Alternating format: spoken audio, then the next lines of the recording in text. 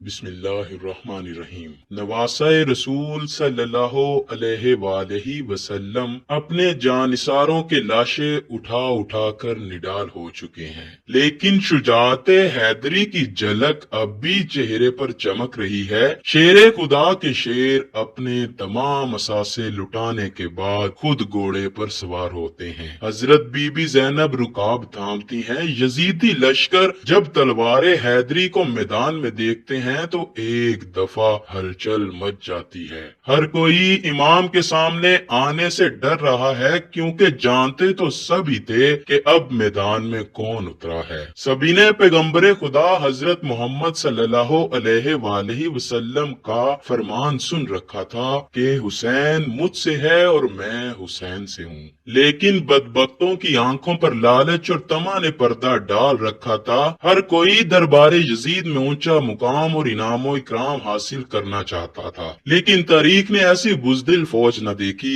سبھی ایک دوسرے کا منہ دیکھ رہے ہیں کہ شاہ سوار کربلا کا مقابلہ کون کرے گا۔ شجاعت حیدری کے وارث کو دیکھ کر یزیدی فوج نے نہ صرف انفرادی جنگ بند کر دی، بلکہ اجتماعی حملہ کرنے کی بھی کسی کی جرت نہ ہو رہی تھی۔ جی ہاں، یہ وہی شاہ سوار ہیں کہ جن کے بچپن ہی میں ان کی شہادت کی خبریں عام تھیں۔ ایک دفعہ حضرت جبریل امین حضور اقدس صلی اللہ علیہ وآلہ وسلم کی بارگاہ میں حاضر تھے کہ وہاں حضرت امام حسین بھی تشریف لے آئے اور حضور کی مبارک گود میں بیٹھ گئے۔ جبریل امین نے عرض کیا، اے اللہ کے رسول، آپ کی امت آپ کے اس بیٹے کو شہید کر دے گی۔ حضرت جبریل نے مقام شہادت بھی بتایا اور مٹی بھی پیش کی۔ اب حال یہ ہے کہ نواسہ رسول حضرت امام حسین میدان کی طرف بڑھ رہے ہیں اور بزدل فوج دور سے ہی تیر چلا رہی ہے کہ کہیں اگر یہ ہمارے قریب پہنچ گئے تو ہم نہیں بچ پائیں گے۔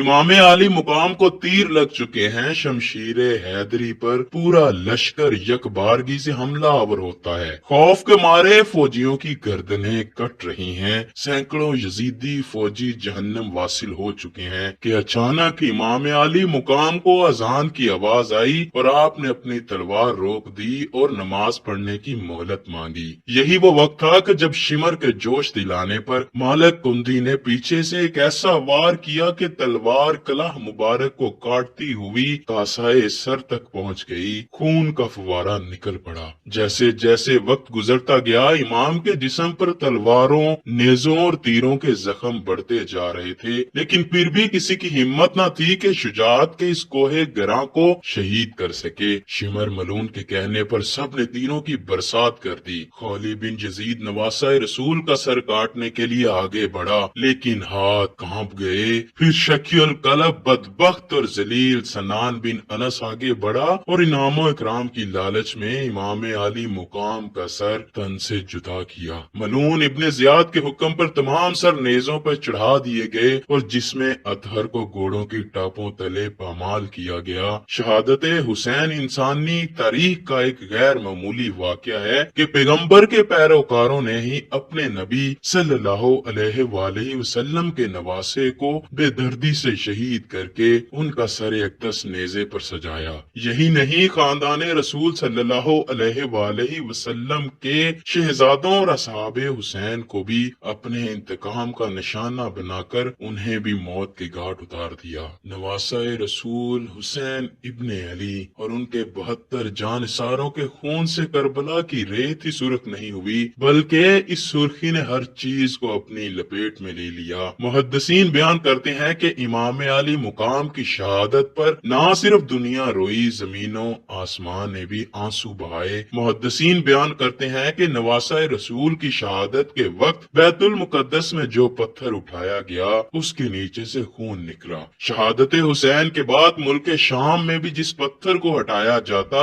اس کے نیچے سے ہی خون کا چشمہ ابل پڑتا۔ محدثین کا کہنا ہے کہ شہادت حسین پر پہلے آسمان سرخ ہوا اور پھر سیاہ ہو گیا۔ امام طبرانی معجم الکبیر میں محمد بن سیرین سے روایت کرتے ہیں کہ حضرت امام حسین رضی اللہ تعالیٰ عنہ کی شہادت کے وقت آسمان پر سرخی چھائی رہی۔ اس کے علاوہ امام بہقی نے اپنی کتاب دلائل النبوہ میں یہ روایت نقل کی ہے کہ حضرت علی بن مسر نے اپنی دادی سے روایت کی، انہوں نے کہا کہ امام حسین کے زمانے میں میں कम उम्र दोशीज़ा थी। उस वक्त आसमान कई दिनों तक जमे हुए खून की मानिद हो गया था। हजरत इमाम हुसैन की शहादत के बाद सैयदजादियों को कैदी बना लिया जाता है। अब असीराने करबला का काफिला शहीदों के सरों के साथ कूफा की जानिब रवा हो जाता है। इधर करबला की तपती रेत पर सैयदजादों के जिस्म बगैर सरों के बेगोरो कफन बिखरे पड़े हैं। अल्लाह अकबर। तारीख गवाह है कि शहादत के 3 दिन बाद 13 मुहर्रम को मुकामे गाजरिया से कबीला बनी असद की खवातीन दरियाए फरात पर पानी लेने आई तो उन्होंने बगैर सरों के जिस्मों को बिखरे देखा तो सबकी चीखें निकल गईं। वापिस घरों को लौटी और अपने मर्दों को बताया कि खानदाने नबूवत की लाशें बिखरी पड़ी हैं, हमें उनको दफनाना चाहिए। चनाचे कुछ मर्द उनके साथ मैदान करबला पहुंचे और कब्रें खोदना शुरू कर दी। सभी जनाजा पढ़ने के लिए तैयार थे कि इतने में एक घोड़ा सवार शख्स आया और हजरत इमाम हुसैन के जिस्म के साथ लिपट कर रो दिया। इस शख्स का रोबो दबदबा इतना था कि उनके लिए मुसल्ला खाली कर दिया गया। उन्होंने नमाज जनाजा पढ़ाया और फिर एक एक जिस्म को नाम से पुकारते और दफन करते रहे। सबसे आखिर में हजरत अब्बास अलमदार को दफनाया गया। जब वो घोड़ा सवार जाने लगा तो कबीला बनी असद ने पूछा कि आप कौन हैं? जवाब मिला, मैं अली बिन हुसैन हूँ। ये कहकर चल दिए और नजरों से ओझल हो गए। अल्लाह से दुआ है कि हम नबी आखिरुज़्ज़मा हजरत मोहम्मद सल्लल्लाहु अलैहि वसल्लम और उनकी पाक आल पर